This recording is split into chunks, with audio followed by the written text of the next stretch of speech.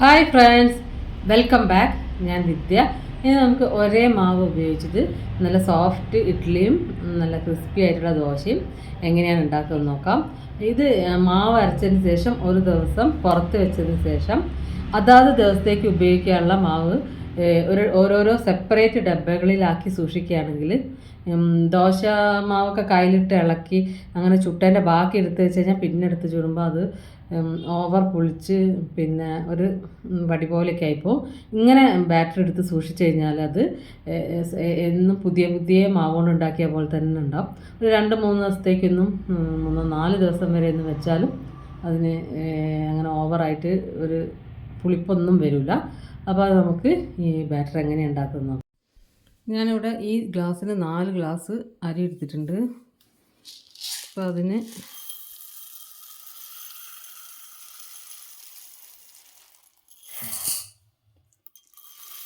2 glass ഉഴുന്നെടുക്കുമ്പം അരി എടുത്ത് അത്ര നിറയായിട്ട് വേണ്ട, കുറച്ചൊന്നും നിറയെ. അതുപോലെ 2 ടീസ്പൂൺ ടേബിൾ സ്പൂൺ ഉലുവയാണ് ചേർക്കുന്നത്. നന്നായിട്ട് കഴുകിയിട്ട് ഒരു 6 മണിക്കൂറോളം കുതിർത്ത് വെക്കാം. ഇനി ഇതിലേക്ക് ഒരു 1.5 ഗ്ലാസ് ചോറും കൂടി ചേർത്ത് നന്നായിട്ട് അരച്ചെടുക്കാം. ഉപ്പ് ചേർത്ത് കൊടുക്കാം.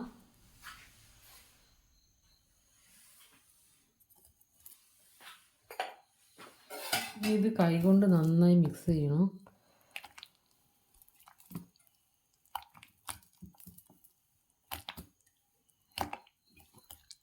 കൈകൊണ്ട് നന്നായി മിക്സ് ചെയ്യാം. ഒരു 2 മിനിറ്റ് നന്നായിട്ട് മിക്സ് ചെയ്യാം. ഇനി ഇത് ഞാൻ 2 പാത്രത്തിലേക്ക് ഹാഫ് ആക്കി വെക്കാൻ പോവാണ്.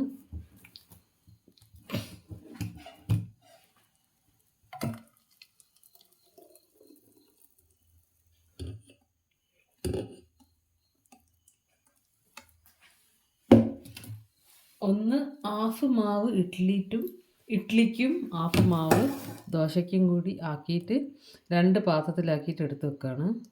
ഒരു ദിവസം ഇഡ്ഡലി ഉണ്ടാക്കുക, ഒരു ദിവസം ദോശ ഉണ്ടാക്കാം. ദോശയ്ക്കായിട്ട് എടുത്ത് വെക്കുന്ന മാവിലേക്ക് ഈ മിക്സിൻ്റെ ജാറ് കഴുകിയ കുറച്ച് വെള്ളം കൂടി മിക്സ് ചെയ്യാം.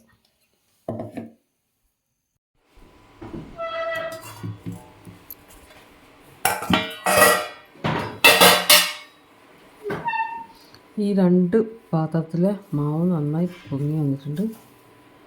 ഇത് ഞാൻ ഇഡ്ഡലിക്ക് വേണ്ടി വെച്ചതാണ്.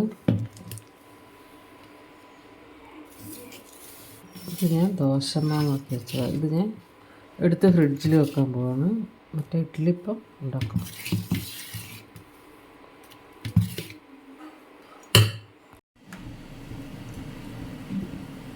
ഇഡ്ഡലി തട്ട് ഇങ്ങനെ ഞാനിത് ഇങ്ങനെ തിളച്ച് വന്നിട്ട് അപ്പോൾ ഈ തട്ടൊന്ന് ചൂടായതിന് ശേഷം ഇഡ്ഡലി ഒഴിച്ചാൽ പെട്ടെന്ന് ഇളകി വരും.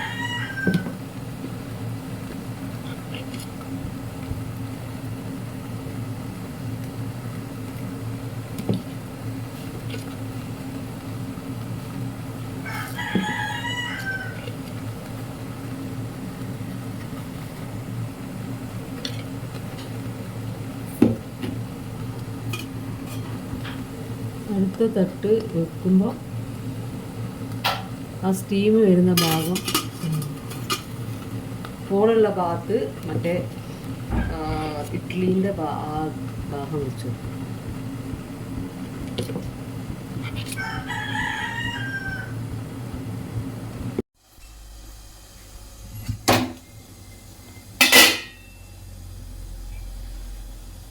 ഇത് ഫ്ലെയിം ഓഫ് ചെയ്യുക. ഒരു 7-10 മിനിറ്റിനുള്ളിൽ ഇഡ്ഡലി വന്നിട്ടുണ്ടാവും.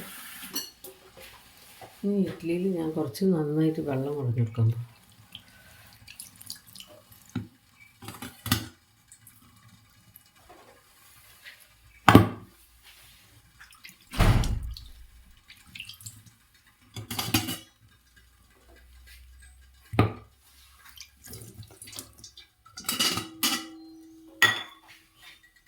നന്നായി തണുത്ത് വന്നിട്ട് ഇനി പെട്ടെന്ന് ഇളകി വരും.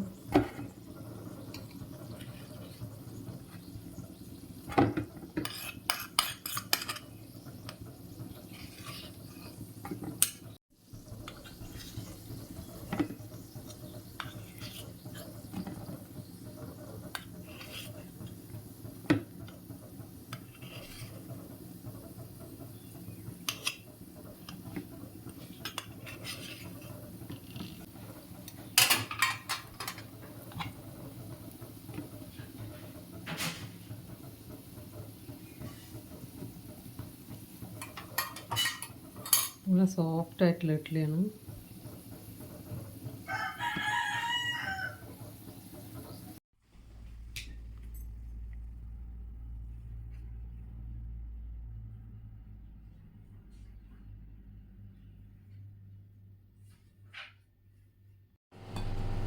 ഇന്ന് ഞാൻ ദോശയാണ് ഉണ്ടാക്കുന്നത്. അപ്പോൾ ഈ മാവ് ഇത്ര അധികം എനിക്ക് ആവശ്യമില്ല. അപ്പോൾ ഞാൻ കുറച്ചും കൂടി ഇതിൽ നിന്ന് മാറ്റി വെക്കുകയാണ്.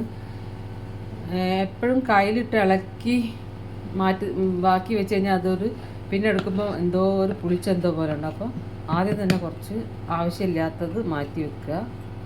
അതിന് ശേഷം അപ്പോൾ എനിക്ക് ആവശ്യമുള്ളത്ര മാവ് എടുത്ത്, അതായത് കുറച്ച് കട്ടി കൂടുതലാണ്. അപ്പോൾ അതിലേക്ക് ഞാൻ കുറച്ച് വെള്ളം ഒഴിച്ച് കൊടുക്കുക.